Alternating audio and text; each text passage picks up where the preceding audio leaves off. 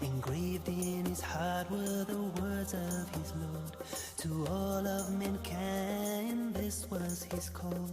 La ilaha illallah Muhammadur Rasulullah. All people praise only Allah, glorify Allah.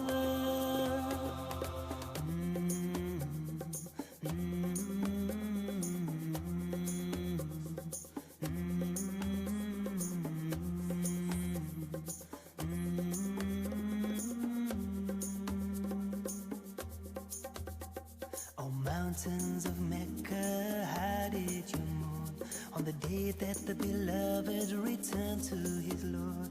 And up till the last breath escaped from his lips, he prayed that his ummah would find success. Oh, mountains of Mecca, how will it feel when the earth shall quake and tremble with fear, and we shall be gathered together to stand in the court of Allah with our deeds at hand. Oh, how we pray that on that day we'll be with those to whom Allah will say, peace be with you, I am pleased with you. Oh, mountains of Mecca, bear witness that to the oneness of Allah do I testify. For all that He's given me, how can I deny? My purpose in life should be only to cry. La ilaha illallah Muhammadur Rasulullah. There is no God but Allah, Muhammad is His messenger. La ilaha illallah Muhammadur Rasulullah. There is no God but Allah, Muhammad is His messenger. Allahumma salli ala Muhammad Rasulillah. Allahumma salli ala Muhammad Nabi Allah. Allahumma salli ala Muhammad Rasulillah. Allahumma salli ala Muhammad Rasul of Allah.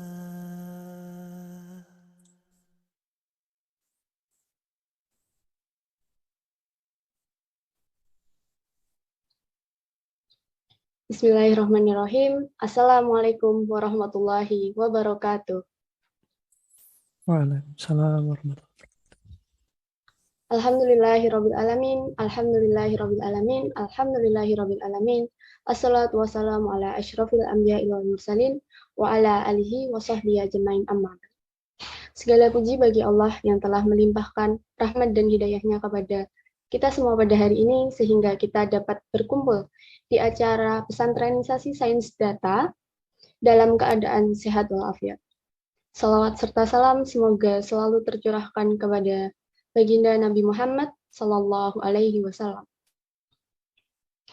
Kepada seluruh peserta yang telah hadir di forum Zoom pada hari ini, saya ucapkan selamat datang kembali di acara pesantrenisasi sains data tahun 1443 Hijriah. Sebelum memulai acara hari ini, marilah kita membuka acara dengan membaca basmalah bersama-sama. Bismillahirrahmanirrahim. Pada hari ini kita akan memasuki pembahasan mengenai deep learning yang kedua, yaitu mengenai topik image classification using deep learning, yang akan disampaikan oleh Ibu Ari Kurniawardani, SSI MKOM. Sebelum memasuki acara inti, mari kita dengarkan kultum terlebih dahulu. Kultum akan disampaikan oleh Bapak Dr. Ahmad Lutfi, Eskom MKOM. Kepada Bapak Lutfi, dipersilakan. Baik, terima kasih, Mbak Safira. Saya izin share screen ya.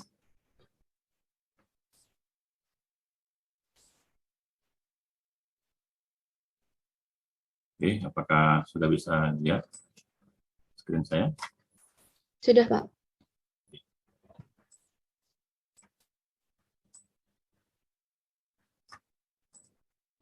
Assalamualaikum warahmatullahi wabarakatuh. Waalaikumsalam Waalaikumsalam warahmatullahi warahmatullahi wabarakatuh. wabarakatuh. Alhamdulillah, wassalatu wassalamu ala Rasulillah, Sayyidina Muhammadin ibni Abdillah, wa ala alihi wa sahbihi wa mawala.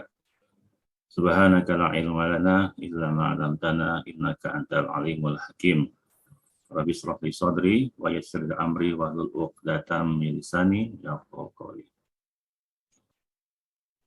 Pada kesempatan singkat ini, saya diamanahi oleh Panitia Pesantren Sains Data untuk berbagi pengetahuan dan juga sekaligus saling mengingatkan kita sebagai sesama muslim. Sebagaimana firman Allah dalam Al-Quran surah Az-Zariyat ayat 55, A'udzubillahi minasyaitonirrajim, wa zakir fa inna zikra tanfa'ul mu'minin. Artinya, dan tetaplah memberi peringatan karena sesungguhnya peringatan itu bermanfaat bagi orang-orang mukmin. Saudara-saudara sekalian, tema kultum kita pada hari ini adalah peran sains data dalam ekstraksi pengetahuan hukum Islam.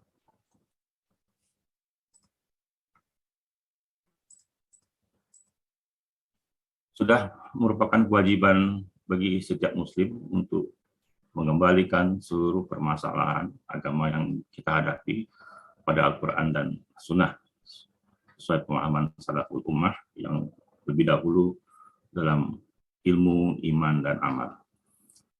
Sebagaimana firman Allah dalam Al-Quran surat An-Nisa ayat 59, A'udzubillahi minasyaitonirrajim, ya ayyuhallazina amanu atiullaha wa atiur rasul wa ulil amri minkum wa in tanazza'tum fi syai'in farudduhu ilallahi wa rasuli in kuntum tu'minuna billahi wal yaumil akhir. Dzalika khairu wa ahsanu ta'wila. Shadaqallahul azim. Artinya, hai orang-orang yang beriman, taatilah Allah dan taatilah Rasulnya dan ulil amri di antara kamu. Kemudian, jika kamu berlainan pendapat tentang sesuatu, maka kembalikanlah ia kepada Allah. Nah, ini adalah Al-Quran dan Rasul, itu sunnahnya. Jika kamu benar-benar beriman kepada Allah dan hari kemudian, yang demikian itu lebih utama bagimu dan lebih baik akibatnya.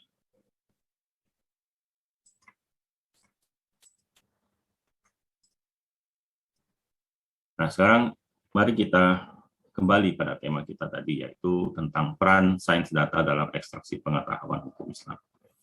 Saudara-saudara sekalian, salah satu tujuan dari sains data adalah bagaimana seorang analis data dapat membuat sebuah model prediksi, atau kita sering menyebutnya dengan predictive analysis dari sebuah fenomena. Analitik prediktif ini biasanya berfokus pada bagaimana analis data bisa melakukan interpretasi terhadap sebuah data ya, untuk membuat prediksi yang terinformasi tentang peristiwa di masa yang akan datang. Secara sederhana, saya akan memberikan ilustrasinya sebagai berikut. Ya, seperti yang Anda lihat di layar. Ada satu fenomena di mana kita ingin mengetahui mana yang lebih banyak jumlah pelanggan atau customer yang membeli antara produk A dan produk B dengan produk A dan produk C. Misalnya begitu. Kita sebut saja misalkan produk A adalah beras dan produk B adalah minyak goreng misalkan ya. Lalu kita akan bandingkan dengan data jumlah pembeli produk A dan produk C ya. A dan B ya. Kemudian A dan C. Ya, katakanlah A tadi beras, lalu produk C tadi adalah gula. Nah, secara hitungan matematis sederhana dan mudah tentunya, kita bisa menghitung berapa banyak produk A, produk B, atau produk C terjual. Ya. Kita bisa menggunakan kalkulator sederhana, kita menggunakan misalkan aplikasi worksheet, ya, seperti Excel dan sebagainya, untuk melakukan proses itu. Nah, seperti yang ada pada gambar slide ini, saya ilustrasikan produk A misalkan 55%, produk B 30%, produk C 50%. Proses ini yang kemudian kita sebut dengan ekstraksi dari data menjadi informasi.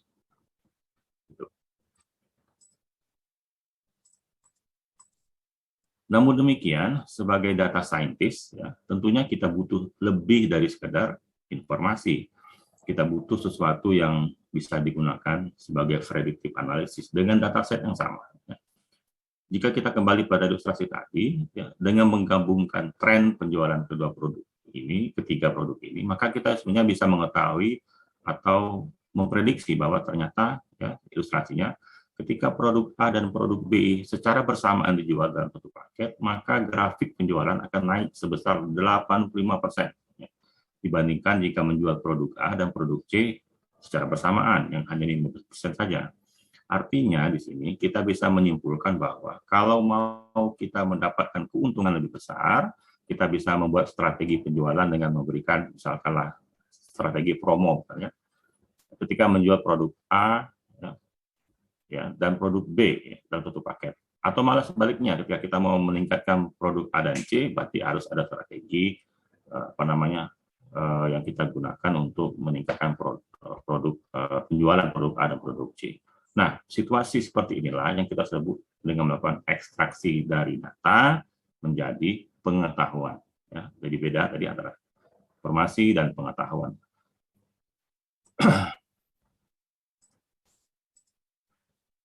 Dari dua ilustrasi tadi, ya, maka kita dapat ketahui bahwa meskipun kita memiliki sumber data atau dataset yang kita sering sebut dataset yang sama, jika kepentingannya untuk membangun informasi saja, cukuplah dengan cara manual. Ya.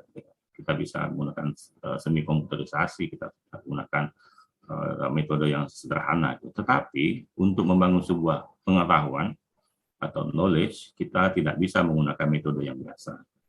Oleh karena itu, kita butuh algoritma tertentu, ya, untuk membangun pengetahuan tersebut. Ya. Misalkan bagaimana cara tadi kita mendapatkan angka 80%. Ya. Nah, ilustrasi ini bisa menjadi pembuka wawasan kita terkait dengan peran sains data dalam mengekstraksi dalam bidang atau dalam domain hukum Islam yang akan kita bahas lebih lanjut. Saudara-saudara sekalian, bahwa dalam Islam membangun informasi dari sebuah data mentah saja itu tidak cukup, ya, karena akan menimbulkan bias, salah pemahaman, dan sehingga nanti salah dalam hal melakukan rangkaian ibadah. Ya. Tetapi kita sebagai muslim juga butuh knowledge, butuh pengetahuan yang valid, ya, dari status sebuah penerapan hukum syar'i.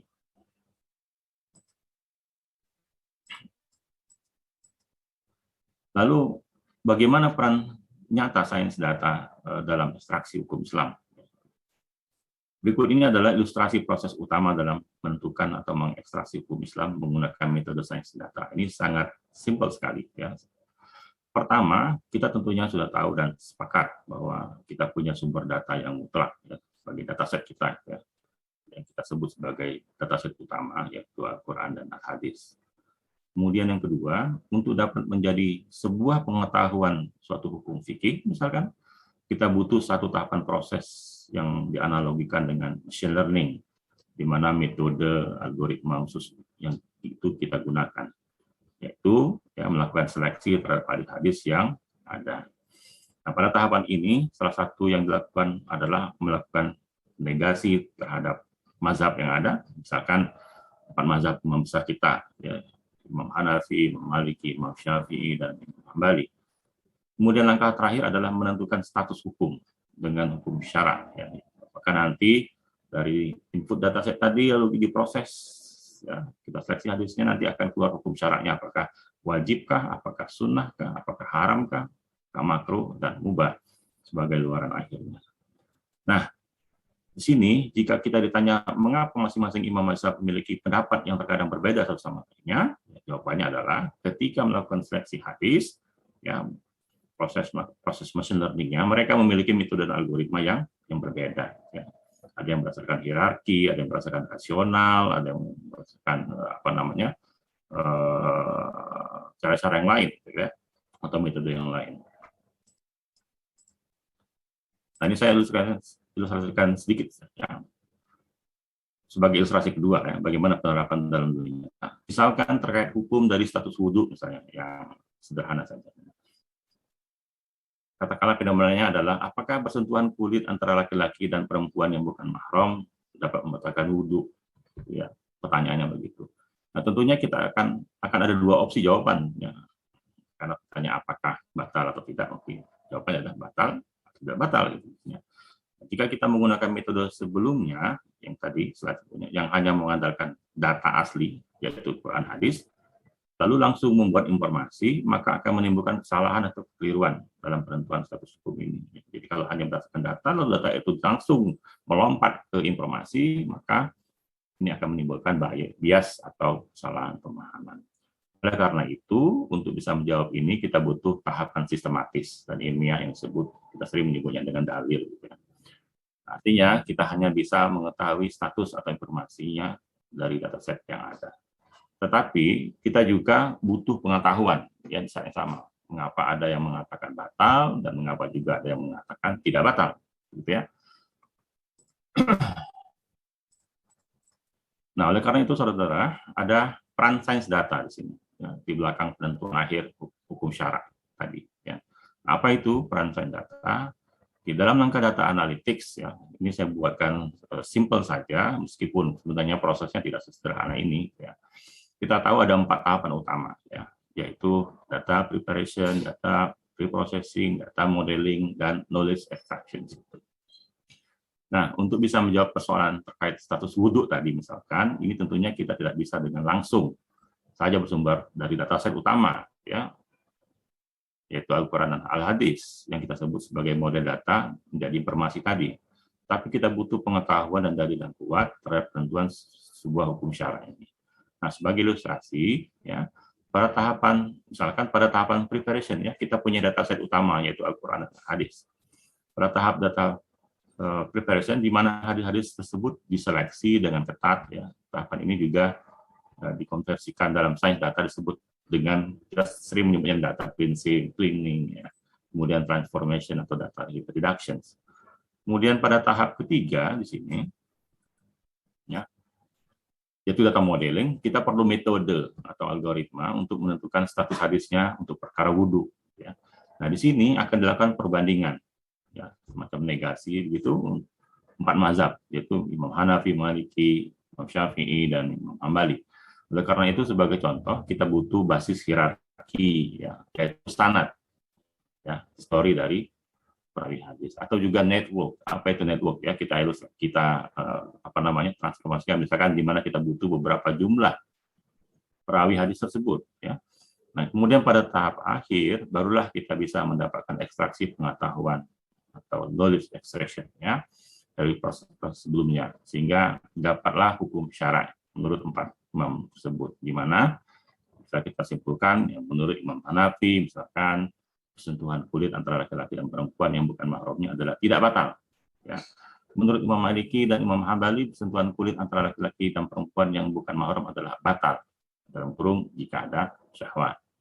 Sementara menurut Imam Syafi'i, bersentuhan laki-laki dan perempuan yang bukan mahram adalah batal, baik dengan atau tanpa syahwat. Nah, terjadi perbedaan di situ. Kenapa? Karena data modelingnya, ya, para imam-imam itu memiliki cara yang berbeda. Dan itulah peran dari data science. Nah, sebagai penutup, ya, teman-teman sekalian, ya, itulah tadi sebagai ilustrasi bagaimana sebetulnya pada era dahulu, ya, kita sudah peran sains data itu sudah diimplementasikan, ya, dan semoga hukum ini ada manfaatnya bagi kita semua. Ya, sesungguhnya kebenaran hanyalah milik Allah dan kesalahan adalah pada manusia itu sendiri. Mohon maaf atas segala kesalahan dan kelipan saya. Dan saya akhiri. Subhanakallahumma wa bihamdika asyhadu an la ilaha illa anta astaghfiruka wa atubu ilaik. Assalamualaikum warahmatullahi wabarakatuh. Waalaikumsalam warahmatullahi wabarakatuh. Terima kasih kepada Bapak Ahmad Lutfi atas kultum yang telah disampaikan. Semoga dengan disampaikannya kultum pada pagi hari ini dapat menjadi reminder bagi kita semua untuk terus meningkatkan kualitas keimanan kita, terutama di 10 hari terakhir di bulan Ramadan pada tahun ini. Selanjutnya, kita akan langsung masuk ke acara inti, yaitu pemaparan materi oleh Ibu Ari Kurniawardani, SSI MKOM, Kepada Ibu Deni dipersilakan. Ya, terima kasih Mbak Vira. Saya izin share screen ya. Oh.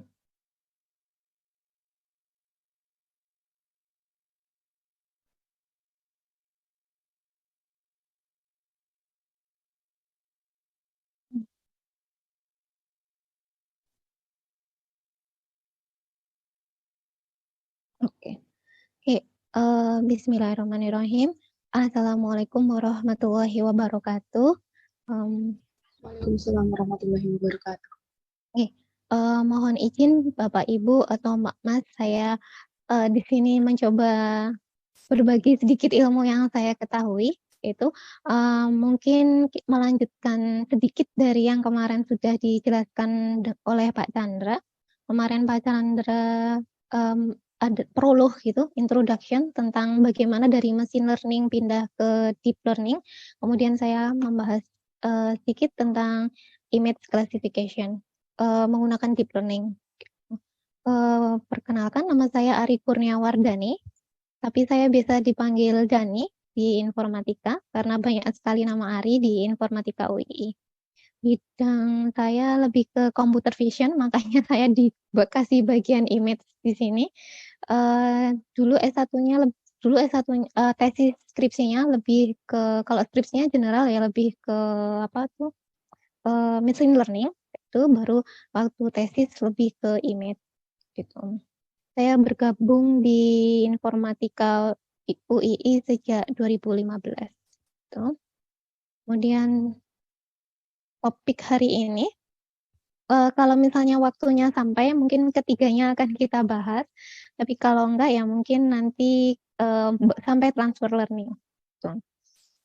Ini sebenarnya karena kalau biasanya kalau di informatika ini biasanya jadi 3 pertemuan sendiri, yaitu hari ini coba dimampatkan dalam waktu 1,5 jam, tuh 3 materi berikut. Jadi deep learning-nya, kalau kemarin deep learning yang dibahas Pak Chandra lebih general, kalau di sini akan lebih spesifik ke convolutional neural network karena memang dia dulu dasar yang jadi untuk ngolah image. Kemudian nanti sepintas tentang transfer learning. Kemudian nanti perkembangan tapi nggak jauh banget sampai sekarang sih, cerita sedikit tentang CNN variasi dari CNN-nya. Ya, sebelum saya mulai mungkin kita mencoba mengingat kembali tentang citra. Kalau di machine learning kan memang yang challenge itu ngolah datanya, kalau data tabular kan memang lebih terstruktur ya, lebih mudah gitu. Terus selain itu machine learning itu kadang juga harus ngolah teks, itu memang challenge, ada challenge tersendiri di sana. Image pun ada challenge tersendiri gitu. Nah, ini kalau kita bahas kita review sebentar gitu, image itu sebenarnya apa sih kalau kita lihat dari sisi komputer.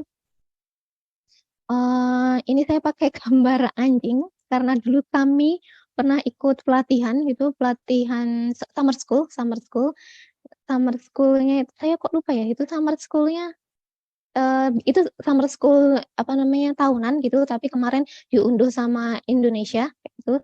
Tapi saya lupa itu summer school-nya kemarin Indonesia atau Asia Tenggara kayak itu. Nah, pembicaranya kan memang ada yang dari Europe gitu. Nah, terus dia bawa gambar anjing di situ, terus dia minta maaf ke kita yang karena mungkin banyak orang Indonesia yang mungkin muslim gitu ya. Terus dia sampai minta maaf ya gambarnya anjing. Terus saya jadi, "Loh, emang kenapa kalau anjing?" Kayak gitu kan.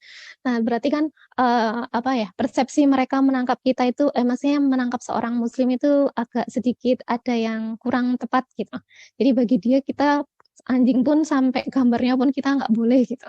Tuh, jadi sebenarnya, nggak sampai segitunya ya, paling kan hanya sebatas air liurnya kayak gitu, kalau gambarnya pun nggak masalah. Jadi saya bawa gambar anjing di sini mungkin karena reason itu, kayak gitu. Kalau enggak sebenarnya ya karena saya nemunya gambarnya ini, kayak gitu. Nah, ini gambarnya anjing, kayak itu. Ini kan gambar ya, kita ngelihatnya benar-benar sebuah citra gitu, ada warnanya. Tapi kalau komputer itu gimana sih komputer ngelihatnya? Ternyata komputer ngelihatnya itu dalam bentuk angka, gitu. Angka di sini, representasinya adalah warna, jadi Kalau dasarnya sebenarnya banyaknya cahaya yang dikeluarkan dari layar kita itu, kan layar kita itu ada kayak LED-LED kecil gitu, kira-kira seperti itu. Nah, itu berapa banyaknya yang dikeluarkan. Nah, angka-angka ini sebenarnya representasi dari intensitas warna. Nah, karena gambar bentuknya 2 dimensi, dia punya tinggi, sebentar, dia punya tinggi dan punya lebar kayak itu, maka ini representasinya jadi 2 dimensi. Nah, representasi 2 dimensi yang isinya angka itu biasanya kita dekatkan sama matriks. Nah, 2 dimensi ini biasanya citranya hanya hitam putih. Hitam putih biasanya nilainya hanya 0 dan 1 atau citra abu-abu gitu. Tapi kalau kita foto biasanya namanya kita minta cetak hitam putih gitu. Tapi itu sebenarnya kalau di sini kita bilangnya citra abu-abu gitu. Citra abu-abu 2 dimensi nilainya 0 sampai 255. Kalau biner nilainya cuma 0 dan 1. Tapi kalau gray nilainya 0 sampai 255. Itu hanya 2 dimensi.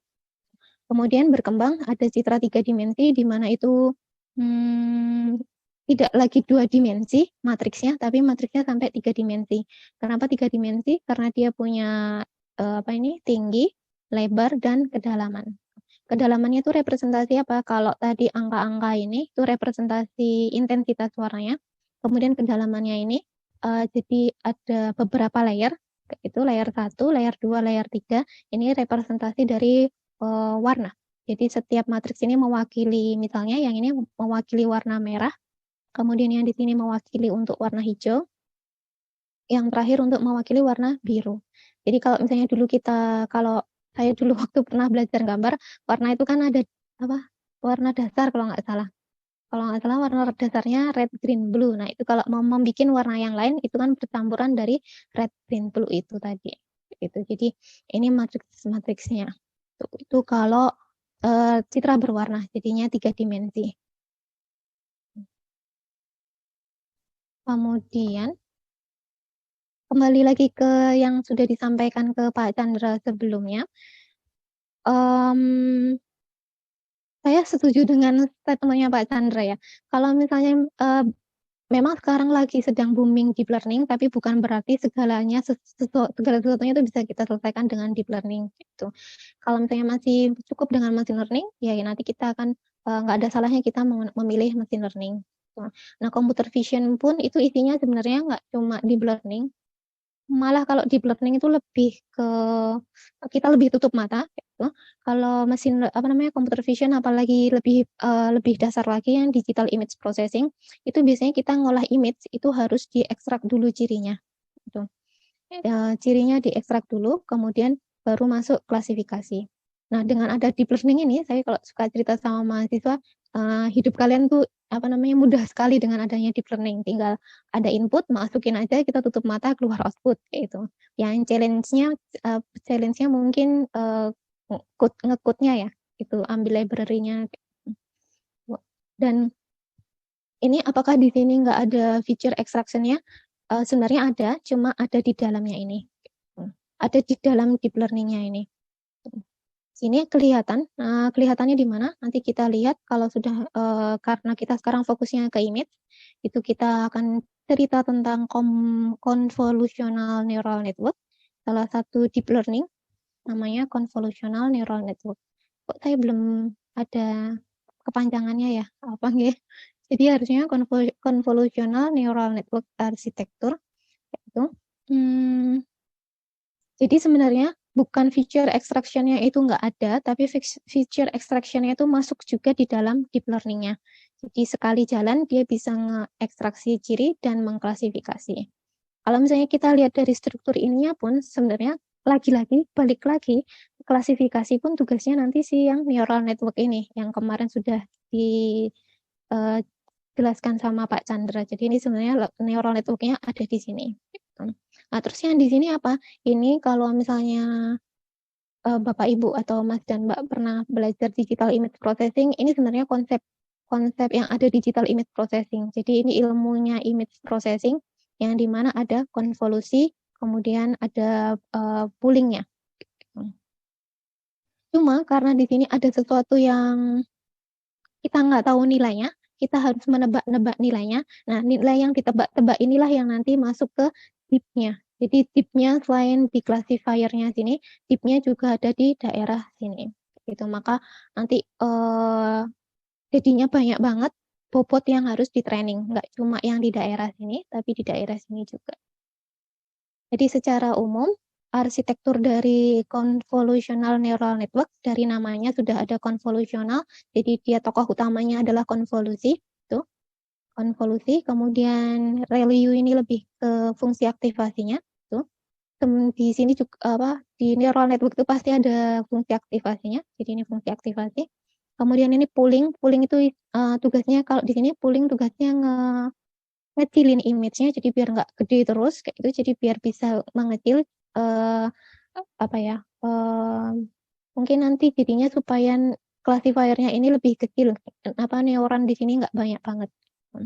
Kalau zaman dulu belum ada seperti ini kan, kalau yang nggak pakai image processing ya, kalau dia masuk langsung ke neural network itu semua pixel di sini masuk ke neural network-nya kayak gitu. Kalau mau dikecilin pun biasanya pakai kayak semacam PCA gitu. Apa tuh? Principal Component Analysis yang dimensi reduksi dimensi itu. Itu kan besar banget tuh. Nah, ini pooling ini salah satu cara untuk mengecilkan supaya di sini nanti nggak banyak banget neuronnya gitu. Biarpun sebenarnya masih banyak karena di sini memang prosesnya banyak gitu. Itu jadi intinya di dalam CNN tuh hanya layer yang ada di CNN itu adanya konvolusi, pooling, ya diulangi lagi konvolusi, pooling, kemudian yang terakhir adalah ada flatten atau classifier-nya. Kalau Bapak, Ibu, Mas, dan Mbak mungkin punya pertanyaan, boleh langsung nanya ya, boleh lewat chat, boleh raise hand kalau saya kelihatan raise hand-nya, atau boleh open mic. Oh, ini CNN.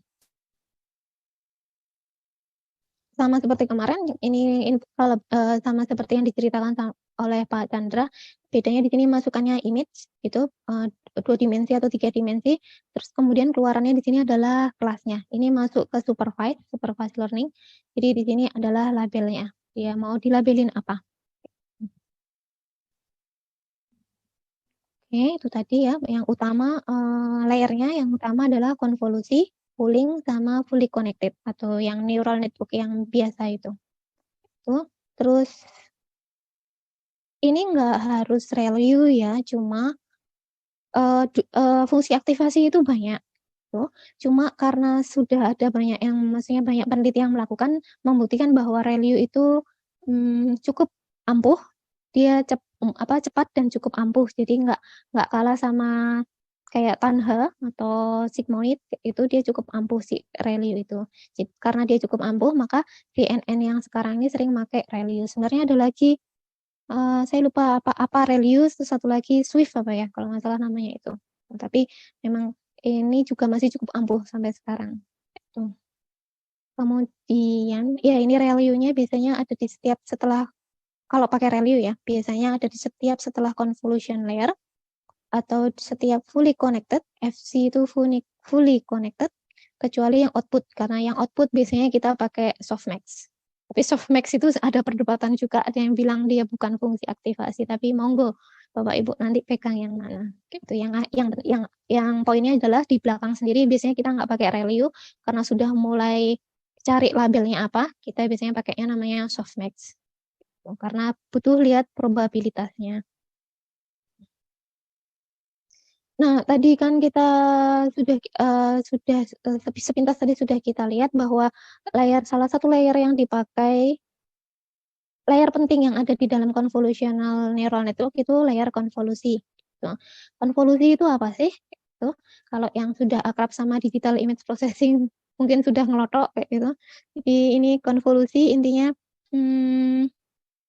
ini citra kita, kayak gitu. Kita punya citra yang ukurannya ini 1, 2, 3, 4, 5. Jadi ukuran citra kita, ini pura-puranya ukurannya 5x5. Kalau citra asli nggak mungkin guys, 5x5. Kemudian kita punya kernel, namanya banyak, bisa filter, bisa kernel. Kadang ada kalau di bukunya image processing, kadang namanya mask juga. nilainya adalah 1. Jadi kita punya kernel atau filter itu ukurannya 3x3.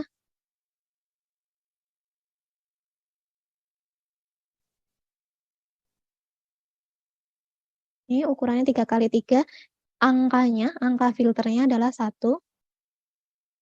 0, 1, 0, 1, 0, 1, 0, 1. Ini dapatnya dari mana? Dari sini nih, yang dikali-kali ini. Nah, konvolusi itu sebuah filter yang dia bergeser gitu. Jadi dia nanti jalan dari sini, oh, bebas ya. Ini saya contohkan yang mudah dari sini. Terus kita hitung. Kalau kemarin kalau misalnya neural network itu kan dikali, kemudian bobotnya sama inputnya dikali, kemudian hasil perkaliannya dijumlahkan, disum gitu. Nah, ini sama, konsepnya sama. Jadi konvolusi konsepnya sama. Ini nanti dikali. Ini kan citranya 1 dikali sama filternya.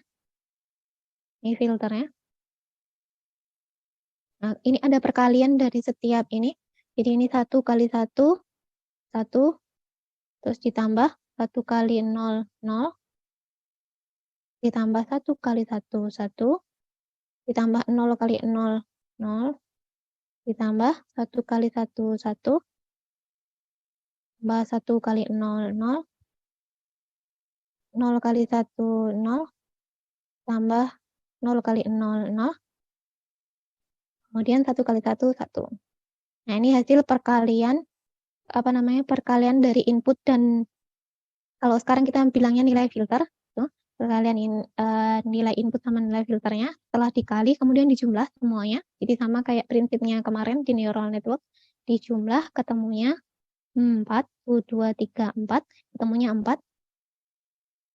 Kemudian dimasukkan di matriks yang baru di sini.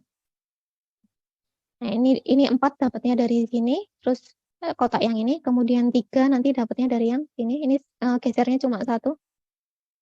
Nanti yang 3 dapatnya dari sini. Terus geser lagi, yang 4 dapatnya dari yang 4 paling kanan dapatnya dari sini. Gitu. Nah, ini konsep konvolusi, jadi dia gerak terus. Ini nggak bisa ya, sebentar. Nah, kayak itu. Jadi ini gerak. Setiap gerak dia hitung perkalian, kemudian masing-masing dari hasil perkaliannya dijumlahkan, kemudian kita dapat matriks baru. Tuh. Kalau di sini namanya convolve feature atau namanya biasanya activation map. Jadi ini feature yang diekstraksi dari inputan citra sebelumnya. Gitu. Ini konsep konvolusi. Gitu. Jadi ini kemungkinan bisa mengecil, kemungkinan nanti nilainya bisa sama. Yang tadinya 5x5, ini jadi ukurannya 3x3. Tapi bisa juga nanti ukurannya kalau mau disamain 5x5 pun bisa.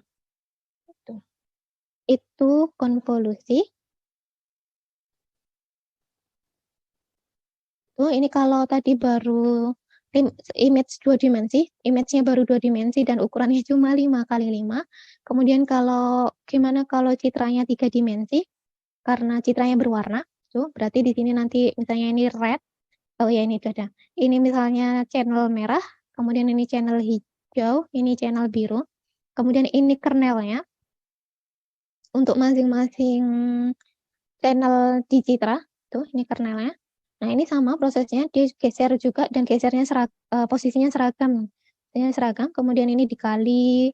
Ini juga dikali sama kernelnya. Terus nanti kalau sudah dijumlahkan di sini ketemu nilai hasil penjumlahan antara citra dan kernelnya. Di sini juga hasil penjumlahannya ini juga hasil penjumlahan ini.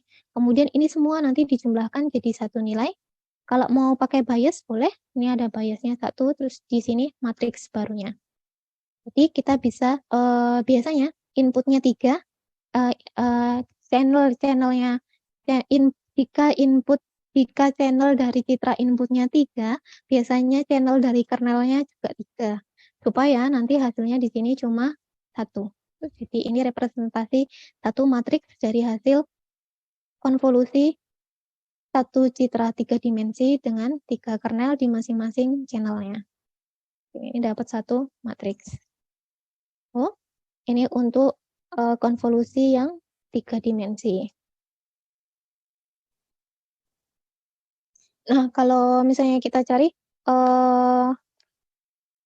mungkin kita review sedikit, sebenarnya konvolusi itu ngapain sih? Kayak itu, apakah dia hanya sekedar mau niru yang neural network dikali dijumlah, kayak gitu. Terus representasi dari kernelnya ini representasinya apa sih? Ini angka yang kita nggak tahu ya, ini angka yang harus kita cari, kayak gitu. Nah, ini representasi angka-angka yang ada di sini itu apa? Tuh.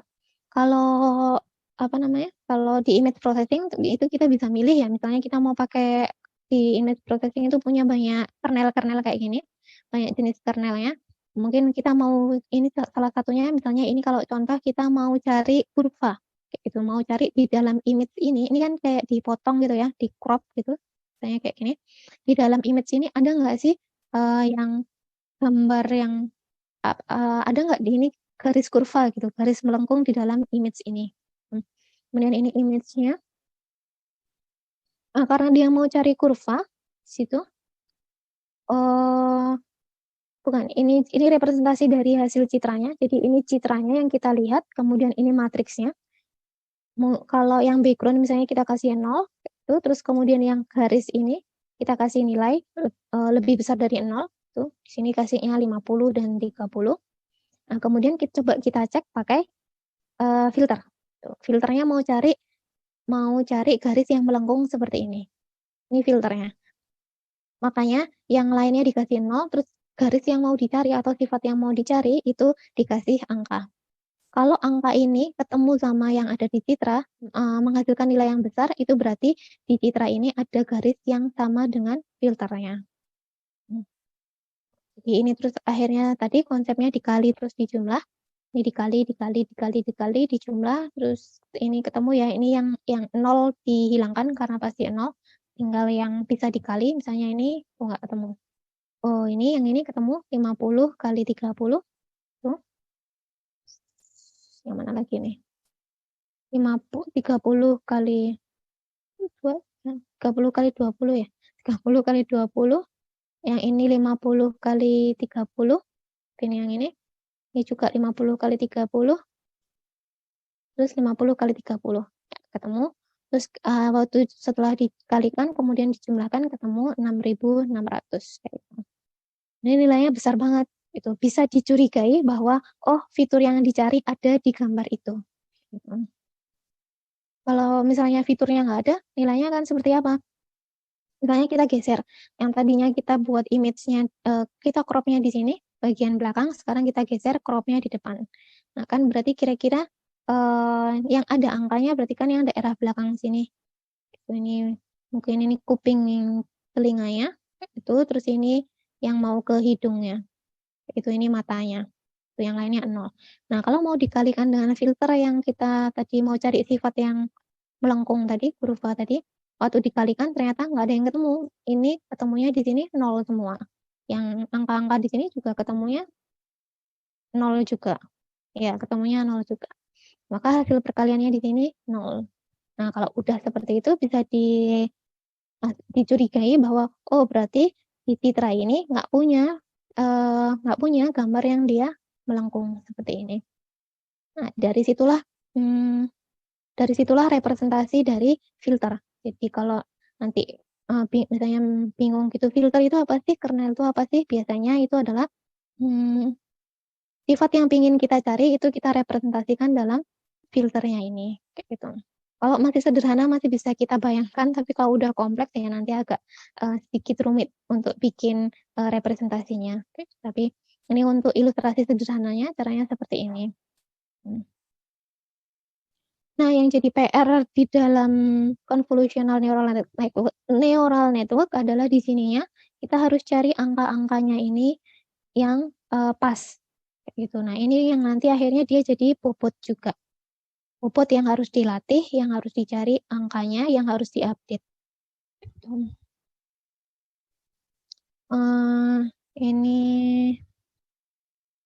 Ini dulu saya sempat bingung. Kenapa cuma dari satu ini bisa jadi banyak banget, terus ini banyak banget, gitu. Ini mungkin saya coba sedikit tambahkan informasi. Kenapa ini bisa sampai ini channel-nya atau layer-nya ini sampai bisa banyak banget? Karena misalnya ini citranya 3 kali 36, tingginya, kemudian lebarnya juga 36, kedalamannya 1, cuma 1, kita kasih filter 9 kali 9 kali 1. Kita kasih filter 9 kali 9 kali 1, tapi ini hasilnya ternyata ada 4, 1, 2, 3, 4. Nah, kernelnya ini yang 9 kali 9 kali 1 itu ada 4 jumlahnya. Jadi 4 kernel yang berbeda, ukurannya 9 kali 9 kali 1. Maka hasilnya jadi seperti ini. Jadinya hasil konvolusinya adalah matriks yang berukuran 28 kali 28 dengan kedalaman 4. Kedalaman 4-nya dari mana? Karena jumlah kernelnya 4. Itu kira-kira itu, ini nanti belum dibahas. Terus yang ini misalnya konvolusinya, ini kayak konsep yang tadi ya, kalau RGB tadi kan dia 3 dimensi, maka kernelnya, jumlah kedalaman satu kernelnya itu jadinya 4. Ini juga, ini satu image-nya keluaran dari pooling ini adalah 4 gitu.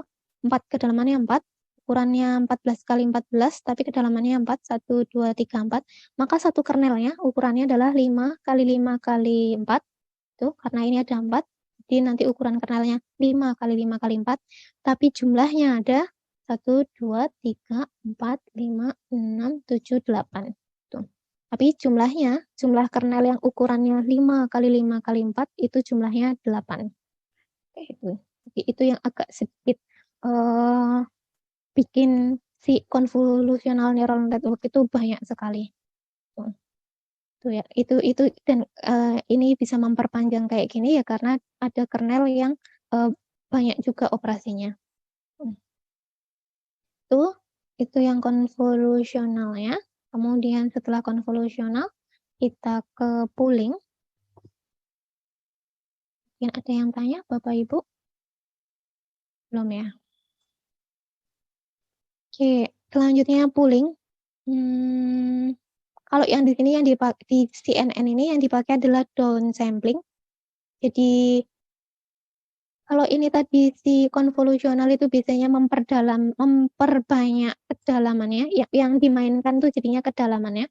Kalau pooling ini yang dimainkan adalah dimensi tinggi dan lebarnya. Jadi ini sama, konsepnya juga masih mirip sama konvolusi tadi, ada image dan ada kernel, gitu. Ini image-nya. Ini image-nya. Kemudian ini kernelnya. Tuh, dan dia jalan. Tuh. Karena ini yang dipakai adalah max pooling. Jadi jenisnya banyak, ada max pooling, ada average, satu lagi L2 norm. Ini jarang dipakai sih, tapi kalau mau dicoba juga boleh. Yang paling sering max, tuh, atau nanti bisa coba average, juga ada L2 norm. Nah, max pooling ini nanti dia geser, tapi ini nggak perkalian, jadinya di sini dia geser tapi cari nilai yang paling besar. Gitu. Jadi ini kan filternya ukurannya 3 kali 3. Ini image-nya 5 kali 5.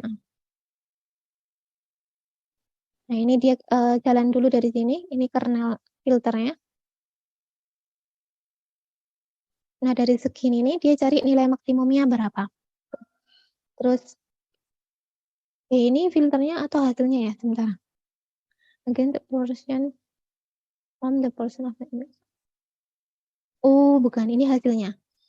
Kernelnya yang warna apa namanya? Abu-abu ini karena memang dia cuma ngasih nilai maksimum ya. Ini jadinya hasilnya. Coba kalau saya pindah ke sini. Oh ya, ini hasilnya. Ini hasilnya. Hasil pooling. Pooling. Tuh. Terus ini image-nya yang warnanya orange, terus yang kernelnya yang coklat itu. Ini nggak ada angkanya karena kita tugasnya cuma nyari nilai maksimumnya. Bukan ya. Jadi ini kalau misalnya kita lihat nilai maksimumnya berapa? 3, taruh di sini. Letakkan di sini 3. Kemudian geser di sini juga 3. Masih 3, geser di sini juga masih 3. Begitu pindah ke sini misalnya dia geser 2. Oh enggak, dia geser berapa nih? Yang di sini dia masih 3. Ini kalau di tengah sini juga masih 3. Ini juga 3. Dia mulai 2 waktu di daerah sini. Ini 1, 2, 2, 2, 0, 0, 0. Maksimumnya adalah 2. 2-nya cuma di sini, daerah sini.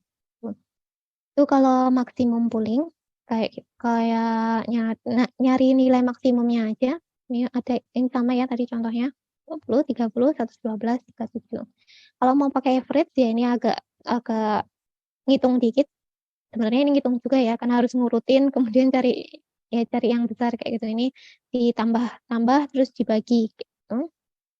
Nah, ini kalau average berarti ini 12 tambah 20 tambah 8 tambah 12 kemudian dibagi 4. Itu kalau pooling gitu. Nah, pooling ini intinya biasanya mengecilkan. Biasanya thread yang pergeserannya biasanya dipakai kayak gini ya. Jadi ini selesai 1, terus habis itu langsung geser sampai di sini ya, ambil baru di sini. Jarang ada yang pakai seperti ini. Tapi boleh kalau mau pakai yang gesernya kayak gini. Nah, pooling ini karena dia per region diambil nilainya, dia cuma ngambil per region, terus dari setiap region itu diambil perwakilan nilainya, representatifnya, maka dia bisa mengecilkan ukuran dari matriksnya. Gitu. Misalnya yang ini tadinya ukurannya 5 kali 5, ukurannya 5 kali 5, jadi 3 kali 3, atau yang ini ukurannya 4 kali 4, jadinya 2 kali 2. Kalau ini separuhnya ya. Biasanya yang dipakai seperti ini, separuhnya. Itu pooling layer. Jadi memperkecil ukuran dari dimensi lebar dan tinggi dari matriks. Itu pooling layer. Itu pooling layer. Terus kalau misalnya kita kembali ke sini, yang ini kalau misalnya kita lihat ini hasil konvolusinya tadi kita dapat 28 kali 28. Terus kita pooling, ininya turun dari 28 kali 28 ke 14. Ini turun tapi kecil. Ini turun tapi kecil karena konvolusi itu ini yang nggak pakai padding, jadi turunnya kecil. Bedanya, maksudnya saya mau memperjelas perbedaannya. Kalau konvolusi biarpun dia turun tapi biasanya nilainya kecil. Tapi kalau udah pooling biasanya turunnya bisa sampai separuh. Kayak gitu. Nah, ini dari 28 kali 28 jadi 14 kali 14. Ini tugasnya pooling. Kedalamannya tetap, tapi ukuran lebar sama tingginya jadi berkurang. Oke. Di sini juga ada max pooling yang tadinya ukurannya 10 kali 10 kena maksimum pooling, dia jadinya 5 kali 5. Kecil, lebih kecil separuhnya. Itu biasanya tugasnya pooling. Kalau tugasnya konvolusi tadi memperbanyak kedalaman, main di kedalamannya biasanya. Kalau pooling biasanya main di dimensi lebar dan panjangnya. Terus yang terakhir, layer yang terakhir yang biasanya dipakai, layer terakhir yang ada di convolutional neural network adalah fully connected layer. Kalau yang tadi fungsinya adalah ekstraksi ciri, di sini mulai masuk ke klasifikasinya. Tuh. Ini masih ini input, konvolusi, max pooling, kemudian ini di flatten karena biasanya bentuknya ini 3 dimensi, atau misalnya ya ini bentuknya 3 dimensi, ini harus kita jadikan jadi vektor. Jadi matriks yang 1 kolom. Itu. Jadi yang tadinya 14 kali 14 kali 3, ini kita paksa untuk jadi flatten, jadinya ukurannya 588 kali 1. 588 ini dari hasil kali 14 kali 14 kali 3. Seharusnya. Bisa dicoba. Saya belum coba. Ini harusnya hasil kali 588 hasil kali dari 14 kali 14 kali 3. Terus kalau misalnya ini mau langsung keluar ke output, ke layar output, kalau mau langsung keluar ya boleh-boleh aja, tapi jarang ya, karena biasanya di sini masih banyak banget neuronnya, biasanya akan kita kecilkan dulu. Kalau ini dikecilkan jadi 20 gitu. Jadi yang di sini benar-benar udah kayak neural network yang sebelumnya. Jadi dari 588 neuron jadi 20 neuron. Setelah selesai 20 neuron, nanti langsung masuk ke layar outputnya. Jumlah neuron yang di output ya tergantung labelnya. Labelnya ada berapa kelas atau ada berapa label gitu. Saya cuma mau bedain anjing sama kucing, ya berarti di sini nanti cuma 2 gitu kelasnya. Itu fully connected layer-nya.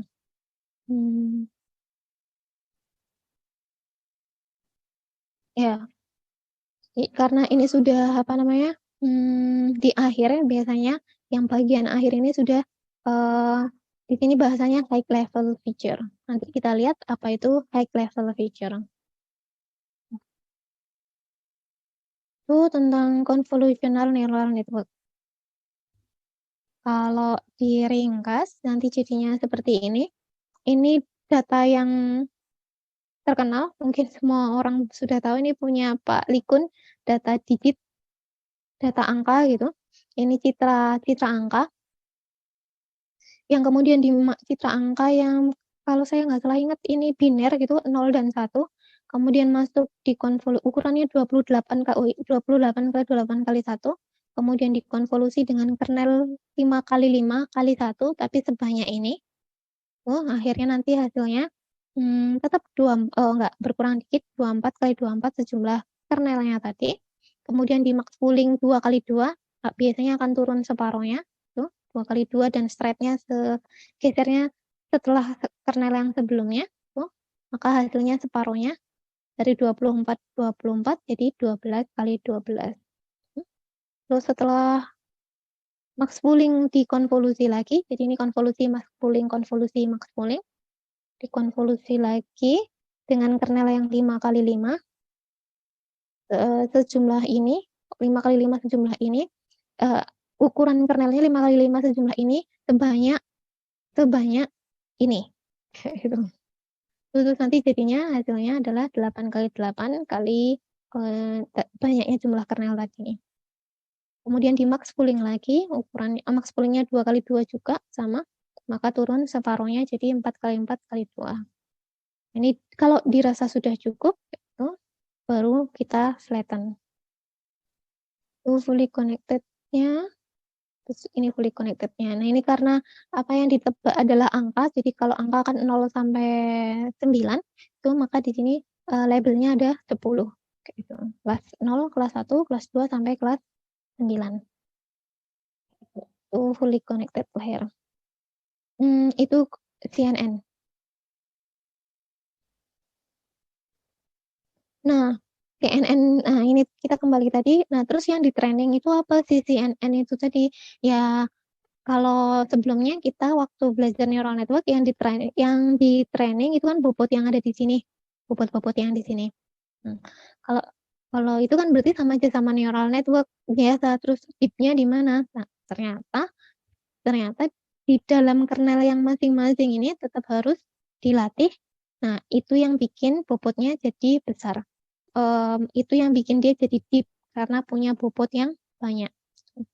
Ini tadi dari 28 kali 28 jadi 28 kali 28 kali 8, berarti kernelnya ada 8 kernel yang ukurannya 5 kali 5. Nah, ini berarti kan kita harus ngelatih 5 kali 5 kali 8 bobot.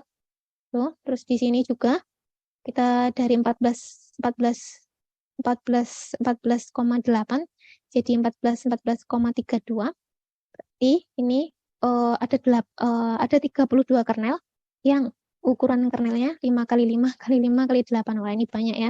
Ini berarti bobotnya 5 kali 5 kali 8 kali 32. Wah, ini banyak banget. Belum ditambah sama yang sini. Ini udah mulai flatten. 15 di sini ada fully connected yang ukurannya 1568, tapi terus nanti dimasukkan ke 512 tuh, maka bobotnya banyak banget. Ini berapa? 1 juta? 1568 dikali 512. Bobot yang di sini dan bobot yang di sini ya, jadinya banyak banget. Akhirnya kenapa itulah dikatakan deep, dan kenapa itu juga akhirnya kita ngelatihnya lama banget. Karena bobot yang harus diupdate itu banyak. Itu gambaran tentang deep learning. Mungkin ada yang mau ditanyakan dulu Bapak Ibu, Mas dan Mbak? Iya, mau tanya Bu. Monggo Pak Sri Widodo. Ibu, saya dari Universitas Duta Bangsa Surakarta Bu. Oke Pak, salam kenal. Ya, saya minta maaf. Saya perlu penjelasan sedikit ya, yang tentang itu Bu. Tadi kan fungsi daripada awal dari proses tadi, dari pooling ya sampai filtering itu kan untuk menurunkan citra gitu. Iya. Kalau data training kita yang kita masukkan itu sudah kita crop, kita ambil yang kecil saja sebagai contoh. Citra di SINAR-X itu misalnya kita mau mendeteksi kanker itu, ya data trainingnya udah, kalau kita pakai citra aslinya SINAR-X itu kan besar ya, kolom dan barisnya kan besar sekali lah. Kemudian biar kecil kita ambil atau crop untuk kankernya saja sebagai contoh, kan sudah kecil.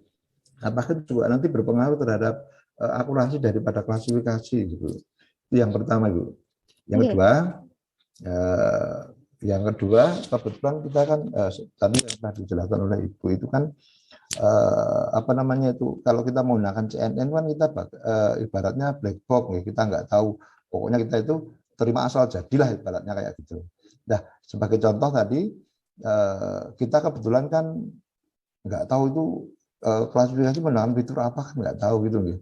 Nah bisa nggak atau dimungkinkah kita bisa menggunakan fitur baru Bu, sebagai contoh kalau di dalam sebagai contoh untuk klasifikasi SVM itu ya, kita kan bisa menggunakan fitur tekstur, fitur bentuk gitu ya. Dan kita akan tahu, oh ini fitur tekstur nilainya kita langsung tahu gitu. Kalau di dalam CNN ini apakah bisa dimungkinkan kita itu memodifikasi atau menambahkan fitur baru? Itu saya coba, terima kasih. Sedikit pertanyaan dari kami.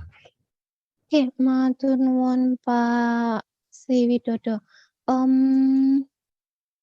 Fitur saya agak kurang paham yang kedua, nanti coba kita diskusi lagi nggak Pak? Kalau ukuran versus akurasi, ini sebenarnya bisa berpengaruh sama akurasi. Cuma kalau tadi masalahnya, kalau yang biasanya kalau di deep learning itu biasanya dipertimbangkan adalah image-nya sama, cuma resolusinya. Jadi nanti akan pengaruh sama yang ada di kernelnya ini, gitu. Itu lebih ke resolusinya. Tapi kalau hasil crop-nya itu, kalau menurut saya masih nggak masalah ya Pak, kayak itu. Jadi cuma dilihat secara global dan dilihat secara detail kayak itu. Nah mungkin nanti bedanya kalau Bapak lihatnya secara keseluruhan citra X-ray-nya itu nanti lebih ke nanti jadinya object detection karena citranya besar banget. Misalnya kayak gini. Misalnya ini paru-paru, tuh, terus misalnya ada tumornya di sini gitu. Nah, kalau secara keseluruhan kayak gini, ini bisa jadi kita mungkin mau main object detection, gitu, nyari di mananya, gitu. Jadi kita perlu ngotai. Tapi kalau main klasifikasi juga nggak masalah. Tapi kalau misalnya Bapak crop-nya segini, terus masuk ke klasifikasi, classifier, langsung gitu, menurut saya itu nggak jauh beda, tapi yang pasti kalau lebih detail gini nanti akurasinya akan lebih tinggi, gitu. Tapi si deep learning mau dikasih besar kayak gini pun menurut saya masih bagus, masih bisa. Beda nanti kasusnya kalau kita mainnya manual pakai digital image processing yang bukan deep learning, yang pakai shallow, yang pakai machine learning kayak SVM, itu kan kita harus pilih feature extraction yang bagus gitu. Itu beda cerita nanti. Apakah menjawab untuk nomor 1, Pak? Iya Bu, bisa Bu. Oke. Terus kalau yang nomor 2 tadi, pripun Pak? Nah, Bu, yang kedua itu kan di deep learning kita kan seperti black box, kita nggak tahu, begitu kita masukkan data training, kita eksekusi, kita langsung dia akan mengklasifikasikan sendiri. Jadi seperti dikatakan Ibu, nah maka bisakah atau dimungkinkah kita itu menambahkan untuk fiturnya Bu, fitur pembedanya antara misalnya kanker dengan bukan kanker. Nah, itu kalau di misalnya kita apa SVM itu kita bisa pakai fitur entropi, ya, intensitas dan lain sebagainya itu. Ya kalau di deep learning itu bisa kita menambahkan fitur dari kita sendiri gitu Bu. Itu pertanyaan bagus Pak buat saya, mungkin bisa kawan-kawan bisa kita coba. Kalau selama ini yang di deep learning yang saya pakai, itu saya pengalamannya hanya langsung pakai, itu belum pernah menyisipkan. Itu kan sebenarnya teorinya konvolusi ini tadi. Kalau tadi karena Bapak bilang bentuk warna dan tekstur, saya kayak sepertinya Bapak paham tentang digital image processing gitu. Ini sebenarnya kan rumus dasarnya kan sebenarnya ini konvolusi, dia pakai kernel-kernel yang biasanya dipakai di image processing, misalnya kayak Sobel, Prewitt, terus dan kawan-kawannya kayak itu. Awalnya dasarnya itu gitu. Kalau misalnya kita mau set itu nggak masalah. Tapi akhirnya pada saat dilatih itu pun nanti akan berubah karena ini termasuk sesuatu yang diupdate sama si training kayak gitu. Nah, terus habis itu kalau tiba-tiba kalau misalnya trainingnya sudah selesai, terus tiba-tiba kita sisipkan, saya kok nggak yakin itu nanti, saya belum pernah nyoba, ini cuma persepsi saya, kok saya curiga nanti ada sesuatu yang kurang tepat gitu. Oh, selain itu karena ini tuh dalam banget, nanti kita misalnya ini kayak gini, dalam banget gitu, kernelnya ini banyak banget. Misalnya kernelnya di sini banyak banget, ini nanti kita juga harus bisa menentukan si filter itu akan kita sisipkan di bagian mana, yang sini kah, atau yang sini, atau yang sini. Mungkin seperti itu. Tapi kalau tadi yang entropi, itu kan tadi yang kernel. Kalau yang entropi kan mungkin disisipkannya di fully connected layer-nya ini, misalnya Bapak nambah 1 gitu. Saya belum pernah nyoba, tapi mungkin bisa dicoba. Itu saya nggak tahu nanti jadinya kalau trainingnya sudah selesai mungkin akan mengganggu hasil, kalau trainingnya udah selesai. Tapi kalau trainingnya belum selesai mungkin nanti tetap akan dikondisikan. Misalnya kita set entropinya 0,7 gitu ya, tapi nanti setelah dilatih, curiga saya pasti angka 0,7 itu tetap akan berubah, gitu. Menjawab mboten nggih pertanyaannya? Iya, bisa Bu. Nggih. Kalau boleh nambah Bu? Nggih. Nah, maaf. Kalau gini Bu, untuk kan di deep learning ada pre-training ya. Nggih. Ya itu, apakah pre-training itu inputnya harus image Bu? Apakah bisa langsung inputnya itu yang di training itu langsung angka itu dimungkinkan tidak? Oh nggih. Mungkin matur nuwun Pak. Mungkin nanti di transfer learning nggih, nanti saya bahas tentang pre-train tadi. Soal yang pas ini. Mungkin sebelumnya tadi yang nomor 1 sama nomor 2 mungkin Pak Rian mau membantu. Oh, mungkin yang nomor 2 tadi Bu. Saya nomor 1 agak nggak ngikuti tadi pertanyaannya. Yang nomor 2 itu saya kebetulan punya pernah ngelakuin sejenis kayak gitu. Jadi tapi bukan untuk citra. Jadi kan kalau saya nangkapnya tuh ini ya Bu ya Pak, tadi yang tanya tuh Pak Widodani nggih? Saya kok agak lupa. Betul Pak. Oh iya. Dan apa namanya, citranya itu kan ada citra terus ditambahin fitur spesifik gitu nggih, entropi gitu tadi ya. Nah, sebenarnya itu kan neural network itu kan konsepnya kayak Lego gitu ya. Artinya itu kan kayak bisa dipasang-pasang-pasang asal tadi benar kata Bu Dani itu terjadinya di awal. Jadi itu sebelum training kayak gitu. Dan itu bisa. Jadi misalkan apa namanya, kalau dulu saya pernah yang agak mirip-mirip itu untuk keperluan apa namanya, teks gitu ya. Nah, untuk keperluan teks itu ada jalur deep learning-nya. Nanti ditambahin misalkan saya kok ngerasa panjang banyak kata ini perlu jadi fitur ya. Nah, itu berarti ntar ditambahin di tadi kayak kata Buta nih di biasanya itu ditaruh di fully connected yang terakhir. Itu ntar ditambahin 1 neuron plug gitu ya. Itu untuk nambahan fitur kayak itu. Tapi itu ditaruhnya di awal. Jadi emang nanti dia gambarnya itu jadi nggak yang linear lurus, tapi ntar tuh kayak lurus, tapi ntar ada cabang 1 untuk apa namanya, untuk fitur tambahannya itu. Nah, jadi kayak yang ini deep learning-nya, yang ini tambahan 1-nya. Nah, itu ntar bisa gitu. Dulu juga pernah yang lurus ini data citra gitu ya. Nanti yang ini tuh teksnya ditambahin apa kata-kata, misalkan kalau dulu itu kayak apa sih dulu itu saya pernah dulu tuh pernah ada lomba Shopee itu ini apa kecocokan citra sama teks. Nah, itu ntar dia juga modelnya gitu. Jadi ntar tuh dia ada cabangnya gitu. Dan itu bisa. Yang penting tadi kayak kata Bu Dani juga itu di awal. Jadi bukan yang di training dulu yang deep learning-nya, terus ditambahkan satu. Kalau ditambahkan satu, ntar ketika di training lagi otomatis ya istilahnya 2 kali kerja, yang deep learningnya bakal harus restart lagi gitu karena dia menyesuaikan. Tapi kalau dari awal bareng gitu, ntar deep learning akan menyesuaikan. Oh, ada fitur tambahan nih yang ternyata juga mungkin membantu kayak gitu. Mungkin itu yang saya bisa sharing sedikit karena kebetulan pernah sejenis walaupun bukan cheater tapi pernah tahu kayak gitu. Oke. Itu aja, Bu. Pak Rian. Semoga menjawab pertanyaan Pak Sri Widodo. Nggih, sudah Bu. Paham. Oke, matur nuwun Pak. Poinnya apa namanya? Poinnya bisa ditambahkan tapi tapi lebih baiknya kalau ditambahnya sebelum apa namanya training atau saat mau masuk training. Jadi bukan setelah training karena biasanya kemungkinan akan merusak hasil trainingnya nanti. Gitu. Dan tapi bisa jadi nanti jadi ada pertanyaan, jangan-jangan sebelumnya juga sudah ada entropi, jadi nanti double entropi. Mungkin ya kan sebenarnya ini karena black box banget ya kan, kita buta ya. Kita nggak tahu banget ini yang diambil sama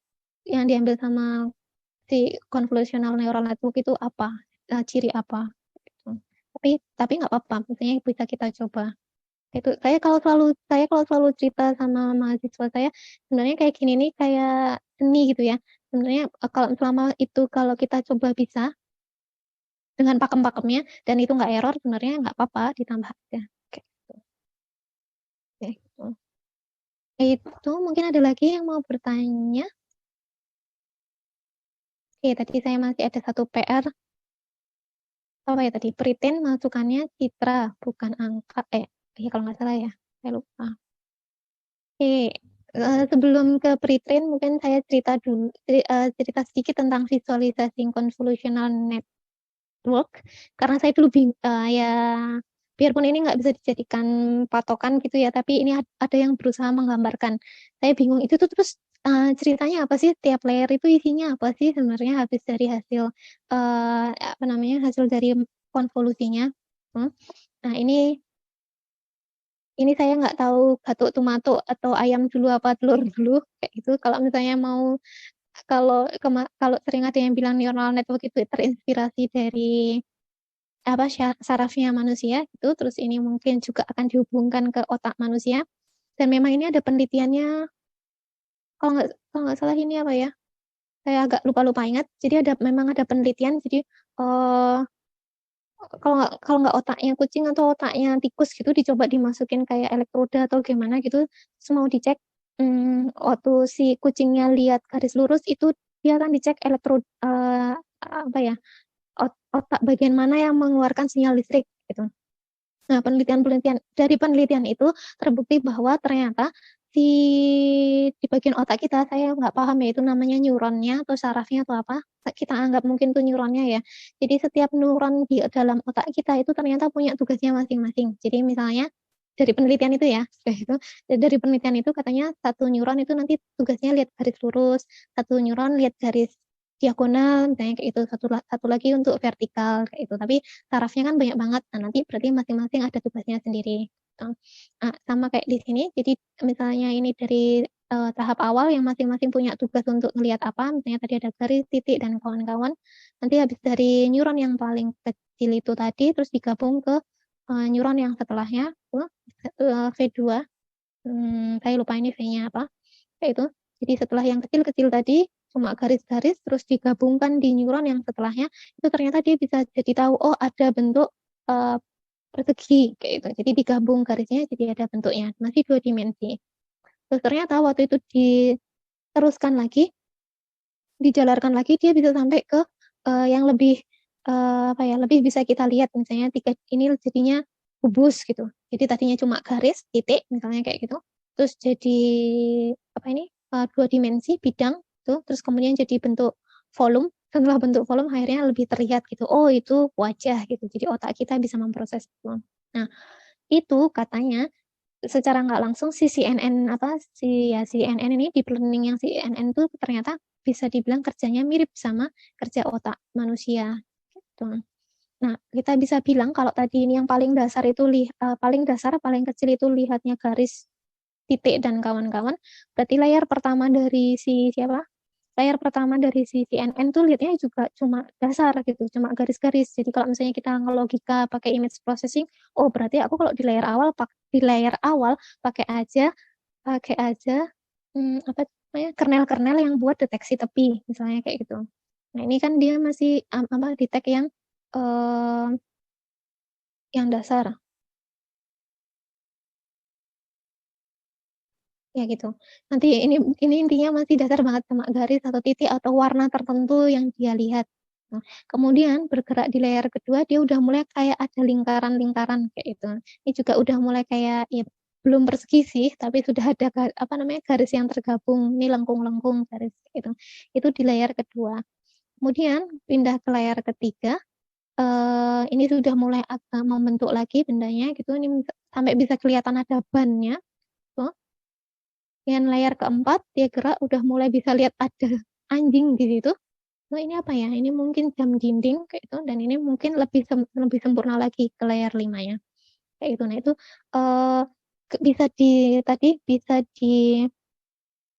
disamakan dengan kerja otak manusia tadi. Jadi layar yang paling awal itu akan mencari sifat-sifat yang paling kecil.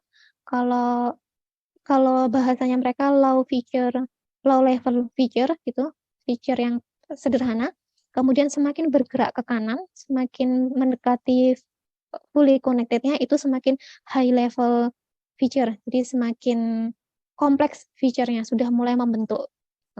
Itu intuisinya yang disamakan dengan otak manusia. Nah, ini hasil dari hasil dari makalahnya ini Taylor sama Fergus, yang dia juga nanti kalau kita sampai ke yang CNN variasi CNN, mereka menang ImageNet tahun saya lupa 2014 atau 15 gitu. Ini salah satu kontribusinya dia bikin visualisasinya ini. Ini kalau ini orang lain coba mengadopsi itu bisa direkam nggak ya? Kok tidak bisa direkam?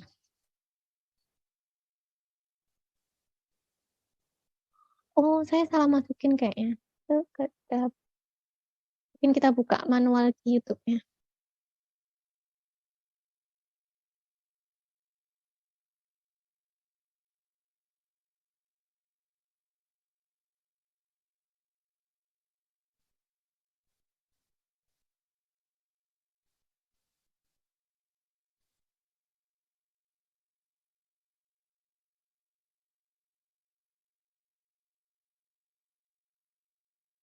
Ini dia coba neliti ini kayak ini konvolusi 1, konvolusi 3, konvolusi 4 itu ya. Ini kelihatan mulai di mana yang ini misalnya di sini kernelnya ya. Ini macam-macam kernelnya di setiap konvolusinya. Nah, ini mulai kelihatan kernel-kernel mana yang bertugas untuk menangkap apa. Gitu. Ini dia coba ada yang dia coba garis lurus. Ini kan misalnya ini kan anjing ya. Dia mulai kelihatan gambar anjingnya ini bagian apa di mana gitu. Nah, ini juga manusianya kan. Nah, ini mulai kelihatan oh ini dia nangkap garis lurusnya kayak gitu atau apanya gitu. Ya, dia coba yang buku. Nah, ini waktu dia pakai ada buku kan dia horizontal gitu ya. Dia masukin nah ini keluar. Oh, berarti kernel ini nanti yang bagian menangkap garis lurus itu. Terus nanti ada yang bagian menangkap teksnya. Gitu. Kernel gambaran fungsi-fungsi dari setiap kernelnya. Tuh. Nah ya, yang saya lupa ya. Intinya nanti masing-masing kernel ini punya tugasnya sendiri-sendiri. Kalau nggak salah nanti pas ada 2 orang atau waktu itu ada tulisan ini dia nangkap kulit manusia. Kayak gitu. Ini kernel yang bisa nangkap yang bertugas untuk menangkap kernel manusia. Kemudian waktu temennya datang, nih dia bisa nangkap 2 kulit manusia. Gitu. Itu jadi kira-kira itu nggak maksudnya kernelnya itu nggak buta-buta banget, maksudnya nggak terlalu black box banget. Kalau misalnya kita mendalaminya itu sebenarnya ada artinya gitu. Cuma ya memang karena terlalu kompleks buat kita, ya kita akhirnya pakai aja. Maksudnya di sini itu ada reason-nya, nggak cuma sulap kayak gitu. Saya cuma mau bilang kayak gitu, itu ada sesuatu di belakangnya. Gitu. Ini dia coba buktikan bahwa sebenarnya ada kaitannya si filter itu sama ya fitur-fitur yang diekstraksi dari masing-masing konvolusi. Itu feature ekstraksinya. Itu sepintas tentang feature visualization, karena dulu saya bingung bertanya-tanya ini nih isinya apa gitu, akhirnya tercerahkan setelah lihat ini.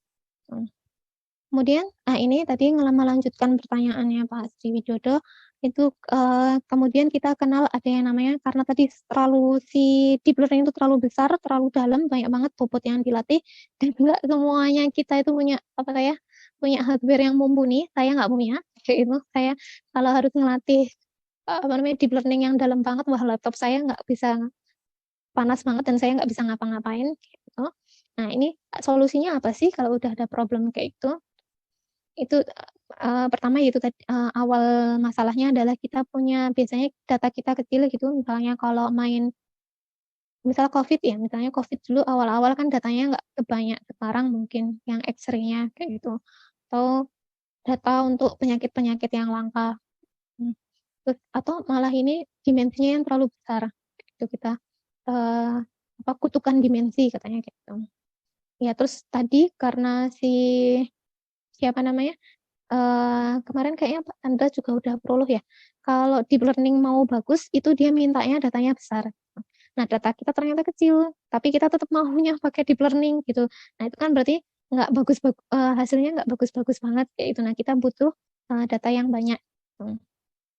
Terus masalah yang paling penting sebenarnya masalah yang paling besar sebenarnya adalah ini, karena dia butuh waktu yang sangat lama buat ngelatih. Nah, terus apa solusinya? Kayak itu. Nah, kalau misalnya sebelum kita masuk ke transfer learning, kita balik lagi ke idenya tadi. Maksudnya kita bisa berpikir transfer learning itu nggak tiba-tiba muncul, tapi maksudnya nggak tiba-tiba dia memecahkan masalah, ternyata memang memang itu mengovercome gitu, memang memberikan solusi. Itu kenapa? Kalau kita kembalikan tadi, kan kalau tadi kita lihat strukturnya siapa namanya, yang CNN ya ini, strukturnya CNN kan sebenarnya dibagi dua gitu ya. Ini ada feature extraction, biarpun dia masuk di CNN ya, extraction. Semoga tulisannya terbaca. Terus yang kedua ada classifier. Itu yang tadi kita pahami bareng-bareng, yang di sini yang fully connected gitu. Ini fully connected-nya, terus yang ini biasanya konvolusi, yang tadi konvolusi sama pooling.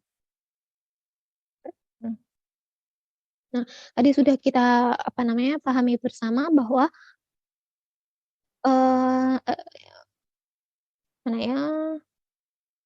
ya intinya di awal ini berarti kan tugasnya dia itu sebenarnya ekstraksi ciri gitu. Terus yang di tahap kedua tugasnya dia adalah klasifikasi. Nah, dengan cara seperti ini boleh dong kalau saya itu pakai fitur ekstraksi yang sudah digunakan orang lain. Jadi kita pakai, kita pinjem nih, terus kita masukkan ke punya kita gitu. Misalnya kita X-ray paru-paru untuk penyakit pneumonia sama untuk cek tumor mungkin punya sifat-sifat yang sama kayak gitu. Nah, kita kan bisa pakai tuh fitur ekstraksi dari pneumonia untuk dipakai untuk waktu deteksi tumor itu, atau sebaliknya. Nah, terus yang kita pahami lagi bahwa nanti yang kalau misalnya kita mau mecah lagi kan nanti pemecahannya banyak ya, transfer learning itu kita pahami lagi bersama bahwa yang pertama ini tadi adalah low levelnya. Yang paling pertama tadi waktu feature extraction ini low levelnya, semakin ke sana semakin ke high levelnya gitu. Karena ini low level yang cuma garis gitu, kemungkinan sifat-sifat dasar itu dimiliki sama semua benda gitu. Maka boleh ini kita share. Sifat-sifat yang dasar ini bisa kita share ke tempat lain. Itu prinsip dasarnya si transfer learning. Kemudian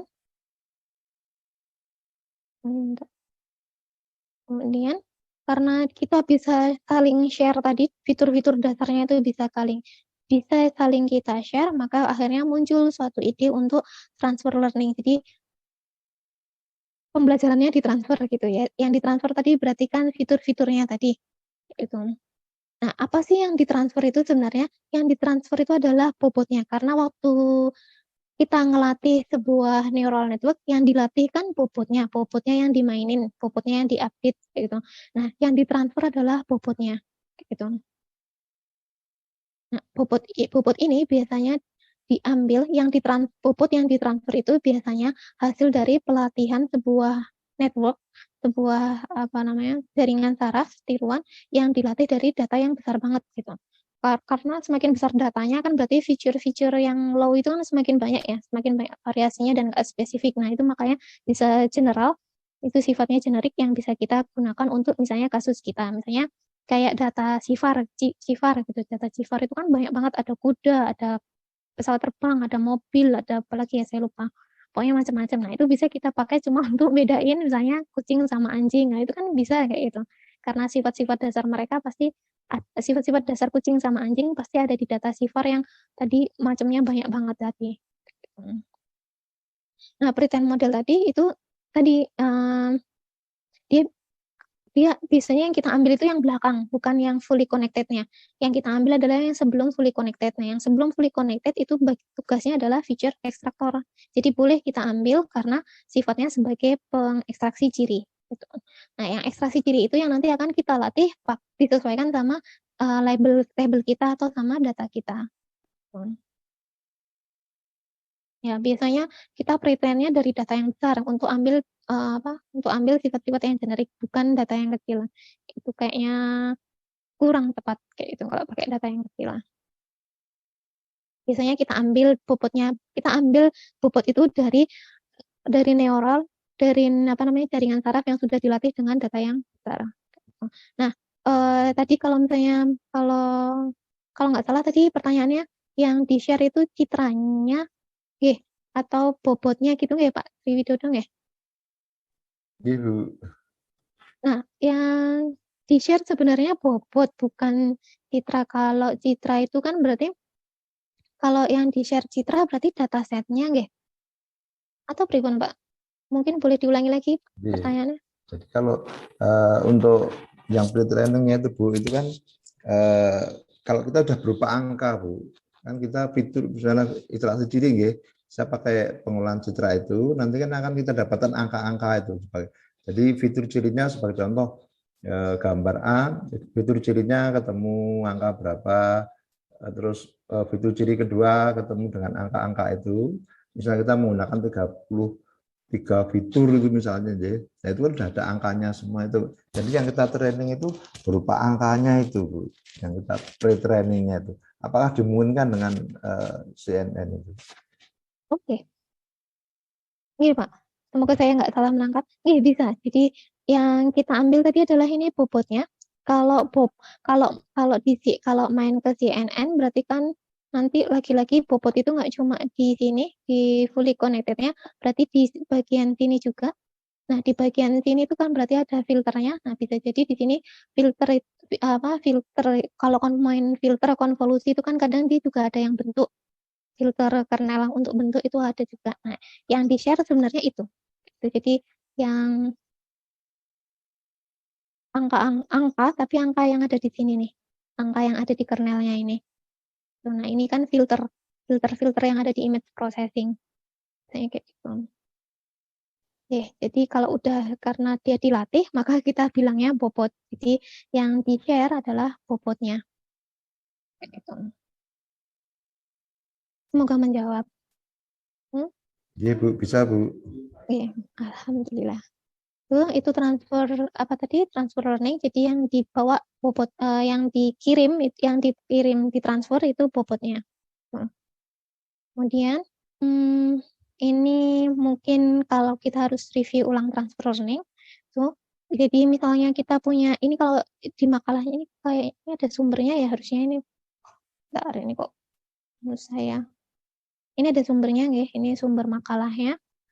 Itu ini sumber makalahnya kalau saya nggak salah ingat ini dilatih pakai data sifar yang 1000 apa ya, sifar yang 1000 terus dibagi 2 itu, dibagi 2 1000 kategori, jumlahnya 1 juta apa ya saya lupa. Itu dibagi 2, yang satu dilatih di sini, yang satu yang paruh pertama dilatih di sini, paruh kedua dilatih di sini. Nah, dia mau mencoba merepresentasikan transfer learning itu seperti apa. Nah, ini dia coba masukkan, dia coba di sini pakai data, pakai bobot yang lama. Ini W-nya ini bobot. Ambil bobot yang lama, W1, W2, WB1, WB2, WB3 ditaruh di sini. Tuh. Kemudian dilatih pakai data yang sejenis gitu. Ini kan datanya data B gitu. Dilatih juga pakai data B dengan bobot yang dari B gitu. Terus kalau yang kedua itu dia coba juga, percobaannya adalah dengan transfer learning. Transfer learning-nya di mana bobotnya itu diambil dari yang di sini. Ini citra yang berbeda, citra input yang hijau, atau yang A sama citra input yang B itu berbeda. Maka di sini dia ambil pakai bobot yang warna hijau, dimasukkan ke sini. Terus pakai data yang ungu. Nah, ini dia coba dicoba di training. Nah, transfer learning di sini adalah kita bisa nge-freeze. Ini kan misalnya konvolusi atau pooling, fully connected kayak gitu ya. Nah, ini kita bisa, ini misalnya mau kita freeze, jadi kita kunci, ini nggak kita latih, jadi kita cuma pinjem aja, ambil di sini langsung ditaruh di sini. Itu kita kunci, nggak kita latih. Nah, ini yang sisanya itu kita latih. Dilatihnya panduannya bukan dengan input, bukan dengan citra yang sebelumnya, yang dapat bobot hijau ini, bukan dengan citra hijau, tapi dengan citra yang ungu. Nah, hasilnya ternyata ya masih cukup. Nah, di sini dia buktiin bahwa hasilnya masih cukup bagus. Jadi transfer learning itu nggak apa-apa, gitu, masih bisa, masih boleh, gitu. Dia mau buktiin itu. Ya, gitu.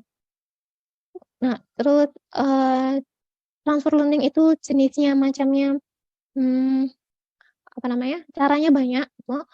Yang paling dasar, yang paling dasar itu biasanya kita cuma potong bagian fully connected-nya, fully connected yang paling akhir yang sudah mau ke deskripsi kelasnya. Gitu. Jadi kita potong karena kelasnya beda ya. Misalnya ini kelasnya ada 1000 kategori tadi yang di sifar. Terus kita cuma mau detect anjing sama kucing. Nah, ini harus kita ganti, kita sesuaikan dengan kelas kita yang tadinya 1000 label, jadinya cuma 2 label. Itu ini kita potong, kita ganti punya kita. Bahkan ini yang tadinya si neural network boleh diganti pakai SVM. Gitu. Jadi sekali lagi berarti kita bisa tahu bisa kita dekatkan bahwa ini itu ekstraksi diri. Karena akhirnya di sini bisa pakai SVM. Pakai fully connected layer juga nggak masalah. Tuh, ini potongan, ini transfer learning yang pertama, jadi kita potong aja di sini, di fully connected-nya, nanti yang dilatih cuma bagian fully connected yang di akhir. Yang lainnya di freeze, yang lainnya nggak kita ubah. Di freeze itu dikunci, nggak kita update. Atau yang step kedua,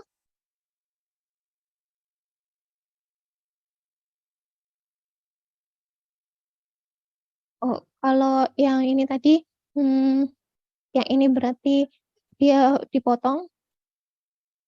Mana ya, real data. Yang ini tadi di fine tuning juga. Kalau yang sebelumnya berarti cuma diganti. Yang di sini cuma diganti doang, nggak pakai fine tuning, nggak dilatih ulang, cuma diganti. Yang di sini ada kita latih ulang. Ini ada kata-kata fine tuning. Jadi kita perlu latih, dipotong. Habis gitu kita ganti pakai punya kita. Setelah kita ganti pakai punya kita, kemudian disesuaikan lagi, jadi dilatih lagi. Tuh, namanya fine tuning. Kita latih lagi, kita sesuaikan. Yang dilatih juga cuma yang ini. Itu yang kedua. Dan yang ini yang kedua tadi. Terus kemudian yang ketiga. Yang ketiga ini, kalau dirasa yang fully connected yang sebelumnya ini masih terlalu dekat sama yang data sebelumnya, kita mundurin lagi. Tuh, kita ganti fully connected, semua fully connected-nya, ini yang diganti, semua fully connected-nya diganti. Itu diganti sama punya kita. Jadi benar-benar berbeda dari fully connected yang sebelumnya. Kemudian yang lainnya di freeze, dikunci, gitu. Terus kemudian di fine tuning. Ini ada loss-nya, berarti nanti di fine tune ini train the network normally. Jadi kita train lagi. Ini yang kita ambil, yang konvolusi aja. Kalau yang ini tadi konvolusi sama fully connected-nya, bobotnya. Bobot dari konvolusi sama fully connected-nya. Kalau ini bobot yang konvolusi aja. Tuh. Tapi ada lagi yang ada juga yang dia mau motong sampai sini, jadi nggak motong sih, cuma ininya dilatih lagi. Jadi ini nggak dikunci boleh, kayak itu ini boleh kan ini tadi juga ada yang dikunci ada yang enggak, kayak itu jadi boleh. Nanti kalau misalnya ini kita latih juga, jadi ini nggak frozen-nya nggak 3, tapi misalnya frozen-nya cuma 2, yang ketiga ini juga ikutan kita latih, itu juga bisa. Kayak gitu.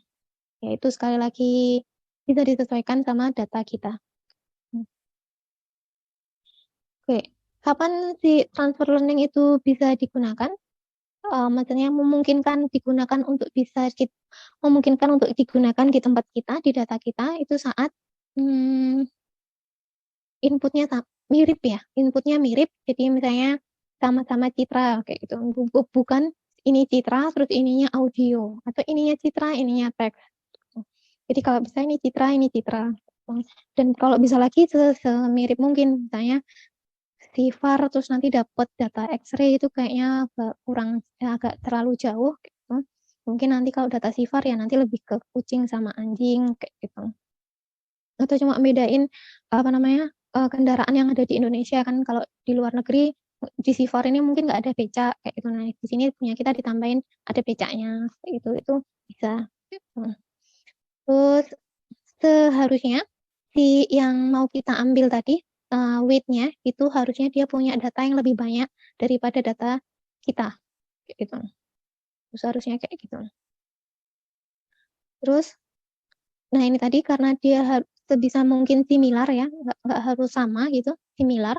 Karena similar maka seharusnya low level feature dari task A itu bisa membantu untuk yang task B kayak gitu. Nah, kalau si VAR yang isinya kuda, pesawat, mobil itu kalau sama citra X-ray kan agak jauh gitu. Nah, itu belum tentu nanti dia bisa bagus gitu, atau malah mending kita ngelatih ulang gitu. Itu syarat transfer learning supaya sukses sih, lebih supaya sukses. Itu transfer learning. Nah, ini ada kayak kapan kita pakai yang mana gitu. Misalnya kalau dataset saya kecil, terus sama kayak yang tadi yang punya bobot tadi, yang bobotnya kita ambil, itu kita biasanya yang di-train adalah fully connected layernya. Itu, yang di akhir, yang dekat sama kelasnya. Ini karena ini similar. Tapi kalau data kita kecil, tapi dia agak jauh kayak itu, agak berbeda sifatnya tadi. Layer train layer from activation sampai jadi kalau bisa nggak cuma fully connected-nya tapi lebih mundur lagi, mungkin sampai beberapa dari apa itu tadi konvolusinya. Jadi nggak cuma fully connected-nya aja tapi sampai mundur ke belakang itu juga dilatih. Gimana kalau data kita besar terus hampir mirip sama bobot yang mau kita ambil tuh ya kita bisa coba fine tuning aja gitu. Misalnya beberapa layer atau semuanya. Gitu. Karena sudah mirip dan data kita juga cukup besar. Itu fine tuning cuma nyesuaiin beberapa jadi menyamakan dikit-dikit gitu bobotnya. Menyesuaikan bobotnya dengan data kita. Tapi kalau data kita besar dan itunya sangat berbeda, nah ini yang harus dilakukan biasanya lebih ke pakai pre-train. Pre-train yang kita cuma ambil bobotnya tapi kita latih semuanya. Jadi dari awal sampai akhir, jadi kita cuma pinjam bobotnya untuk inisial bobot, karena kadang kita nentuin inisial bobot juga bingung, kayak gitu.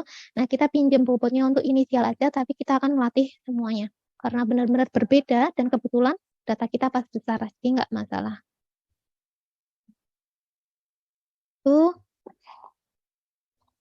Itu tips kayak tips triknya gitu transfer learning. Nah, ini mungkin nanti ini cuma cuma informasi aja. Ini beberapa transfer learning yang disediakan sama Keras, terus jadi bisa langsung kita ambil. Ini jenis-jenis variasi dari CNN-nya. Bisa diambil langsung. Oke, mungkin CNN varian saya lanjutkan, mungkin bisa dibaca sendiri. Mungkin saya selesaikan dulu materinya sampai di sini karena udah jam 9.53. Ini kayaknya masih banyak kalau saya teruskan. Mungkin kalau ada yang mau ditanyakan dulu boleh, Mbak Vira. Baik, terima kasih Bu Dani atas pemaparan materinya. Mungkin ada yang, sudah ada pertanyaan dari Mbak Karina Auliasari, dipersilakan untuk on-mic. Oke. Baik, terima kasih atas kesempatannya. Bu Dani, saya mau tanya karena saya belum pernah mencoba deep learning. Dari pengalamannya Bu Dani sendiri, yang saya tanyakan ini teknis sebetulnya. Itu kalau mengcodingnya, kalau kemarin juga disampaikan Pak Chandra, kalau datanya harus banyak. Nah, tadi sempat Bu Dani sampaikan kalau kita pakai komputer pribadi itu bisa panas itu atau hang begitu. Atau adakah saran dari Bu Dani, dari pengalamannya Bu Dani kalau secara teknis tuh mengcodingnya apakah memakai Google Colab mungkin, karena saya baru belajar Google Colab itu baru untuk image processing Bu, belum jauh sampai ke arah computer vision, apalagi sampai ke deep learning begitu. Mungkin ada tips atau saran begitu Bu. Mungkin itu saja. Terima kasih Bu Dani. Matur nuwun sangat Bu Karina. Ini saya kalau boleh ngasih ide ke panitia, penanya favorit, nanti Bu Karina dapat hadiah. Kayak gitu. Matur nuwun sangat Bu, udah diramaikan ini acara pesantren sains datanya. Ini kalau dari saya pribadi ya, mungkin nanti Pak Rian menambahkan. Saya kan pernah ikut bantu-bantu Pak Hatta ya, ini kan yang ketua CDS-nya Pak Hatta. Itu memang datanya besar banget. Kalau saya ngelatih pakai laptop saya itu bisa pokoknya berhari-hari gitu. Nah, kalau dari UII sih solusinya kemarin kami punya HPC Bu. Jadi kita ngelatihnya di HPC itu. Dan setahu saya kayaknya Kominfo itu punya HPC yang kayaknya mulai mau di-share ke universitas kayak gitu. Mungkin nanti bisa akses ke Kominfonya itu. Nah, tapi kalau misalnya datanya masih memungkinkan untuk dilatih di Colab, saran saya mainnya di Google Colab. Biarpun Google Colab sekarang juga terbatas, mungkin nanti bisa waktu kita kalau ngelatih di Google Colab, nanti pas dia sudah mulai berhenti itu checkpoint-nya. Jadi kan kalau tiap kita ngelatih itu karena main epoh ya. Main epoh itu ada checkpoint. Nah, mungkin checkpoint-nya itu disimpan, nanti waktu kita itu tiba-tiba si Google Colab mati, nanti kita nyalakan lagi, checkpoint yang terakhir dipanggil lagi. Kayak gitu. Untuk saran kalau kita pakai Google Colab. Kayak gitu. Kalau pakai komputer saya sendiri saya nggak nyaranin karena itu berat banget itu. Mungkin Pak Rian mau menambahkan? Pak Rian sepertinya nggak ada di Zoom ini Bu. Oh enggak. Ya itu kira-kira kalau dari saya Bu Karina. Bu Dani, terima kasih. Berarti dukungan infrastruktur itu perlu ya Bu ya. Mungkin bisa dibentuk komunitasnya dulu begitu gitu. Apakah berlaku juga apakah deep learning juga bisa untuk data teks Bu, atau dataset teks itu seperti text mining kemarin yang dengan Bu Rani itu dengan Bu Hanifa itu, apakah deep learning juga bisa diterapkan untuk dataset teks? Bisa banget Bu. Ini sebenarnya keahliannya Pak Fatan lagi sekolah. Pak Hatta juga kadang main teks, Pak Rian kayaknya juga kadang main teks itu. Kalau teks itu sekarang lagi sampai saya taunya BERT namanya. Sebenarnya kalau yang dari awal tuh ada namanya recurrent neural network, itu punya teks, terus kemudian nanti ada LSTM, long short term memory kalau nggak salah itu. Terus ada lagi berkembang jadi BERT, gitu BERT, itu saya lupa kepanjangannya apa. Itu ada Bu. Jadi memang deep learning itu di mana-mana sekarang. Kayak gitu Bu. Baik Bu Dani, sangat menjawab sekali. Terima kasih banyak Bu Dani. Matur nuwun juga Bu Karina. Mungkin Bapak Ibu yang lain Mas dan Mbak, ada yang mau ditanyakan? Bu, saya maaf Bu, saya menyela lagi. Oh, nggak apa-apa, Pak. Tadi pertanyaan terakhir tadi sangat menarik sekali hubungannya dengan transfer learning-nya itu. Jadi seperti yang saya tangkap tadi, berarti di awal kita bisa pakai convolution neural network. Untuk klasifikasinya atau klasifiernya bisa pakai SVM. Nah itu yang saya tanya. Apakah bisa seperti itu Bu tadi? Jadi kita menggunakan SVM untuk klasifikasinya, untuk pengolahan data awalnya sampai pre-trained-nya pakai CNN. Terus Ibu. Sami-sami Pak. Iya, itu dulu saya juga terkaget-kaget Pak. Baca makalah saya pikirnya maksudnya yang saya pikirnya penulisnya tipe atau gimana, tapi ternyata memang bisa. Memang bisa, kenapa? Karena memang kembali lagi kalau kita memahami tadi, kalau kita memahami kalau si CNN ini sebenarnya ya ada dua kayak gitu. Ada feature ekstraktornya yang mengekstraksi feature sama yang bagian klasifikasi. Nah, poin kalau machine learning yang machine learning biasa, bukan machine learning CNN neural network pun biasanya itu kan kerjanya satu baris gini ya, satu vektor gitu. Vektor baris gitu. Vektor kolom cuma kayak gini. Nah, poinnya adalah kan selama ini selesai diekstraksi kemudian kita flatten, berarti kan dia bisa masuk ke feature ekstraksi, bisa masuk ke classifier apapun gitu. Karena bentuknya sudah baris gini. Sudah satu dimensi. Jadi kita bisa pakai metode classifier apa aja gitu. Yang saya pernah baca SVM gitu, Pak. Berarti gini Bu, maaf, kalau misalnya nanti ditanyai itu pakai metode apa, itu berarti CNN plus SVM apa CNN apa SVM gitu misalnya. Kalau dalam misalnya menulis jurnal gitu pakai apa gitu. Apa menggunakan CNN plus SVM, apa menggunakan SVM, apa menggunakan CNN gitu Bu. Maaf. Kalau dilatih semua ya Pak ya, kalau misalnya kita melakukan pelatihan ininya ya, kalau itu nanti akan convolutional neural network kalau ini ikut dilatih. Tapi kalau memang ininya manual ya kita bilangnya, maksudnya manual kita yang nentuin sendiri gitu, itu ya nanti lebih ke convolutional layer gitu Pak. Kadang kan kita bingung kalau nanti kita pakai 2H, kita untuk feature learning-nya kan pakai CNN. Klasifikasinya pakai SVM lah gitu untuk misalnya kita mau menulis di jurnal itu kan berarti kita harus menggunakan apa ini, menggunakan SVM-nya yang kita kedepankan atau CNN-nya atau dua-duanya itu lebih yang. Kalau saya sih dua-duanya Pak, karena memang itu kan sesuatu yang kalau misalnya itu memang sesuatu yang baru itu kan sesuatu yang bisa kita tonjolkan dua-duanya Pak. Oke. Terima kasih Bu, maaf waktunya. Oke, boten Pak. Saya sangat terima kasih sudah bertanya. Ini kalau di sini mau CNN dan SVM for image classification. Jadi bisa kita bilang dua-duanya. Ya, mungkin ada lagi yang ingin bertanya, Mbak Vira?